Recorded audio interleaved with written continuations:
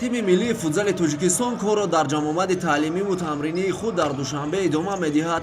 دست تحت رهبری متخصص گرجی الکساندر زابیرادزه به مرحله نهایی چمپیونات آسیا 2020 که از دوم تا 13 دکامبر در کویت برگزار می‌شود آمادگی می‌بیند. جمع‌آمد تعلیمی و تمرینی همروزه در مجمع ورزشی کمیته انداز جمهوری توجیکستان جریان دارد. در مشق‌های دسته‌جمعانه استادیوم مربیان منتخب کشور فوتزالبازان را از سه تیم سوروکامپانیا، سپار و مهاجر در مجموع 18 فوتزالباز از آن جمله 3 دروازه‌بان و 15 بازیگر دعوت نمودند. هیئت منتخب در این جمع‌آمد چنین است: دروازه‌بان‌ها فیروزبек муродов سپار، مرادالله علیقلوف سوروکامپانیا، نوریدین جابورов مهاجر، بازیگران محمدعلی شریفов، امید کوزیف، رستم حمیدов، نکروز علی محمدов، ادریس یاروف، محمد رجبов همه از دسته سوروکامپانیا، دلشاد سلامов، رحمانعلی شریفов، صابرجان گلیاکov، بهادر خوجاєв، اقبال واسطزاده، پرویز رحمتov و علیشیر سفرов از هیئت سپار، самандар изомов و бахтиёр солиев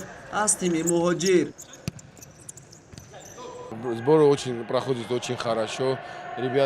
У ребят очень хорошее настроение. Они по физически очень хорошем состоянии тоже. И вот сейчас решили вот этот маленький сбор сделать перед большим сбором, который уже у нас в ноябре будет. И мы полным ходом готовимся к чемпионату Азии. Мы планируем минимум 3-4 товарищеских. Уже договорились с Киргизстаном. Мы будем 2 игры. Худжанде играет с Киргизстаном, может еще с Узбекистаном тоже. Вот сейчас идет переговорный процесс. Может с Узбекистаном тоже сыграем 2 товарищеские игры. Я доволен, честно говоря, много у вас молодых, хороших футболистов.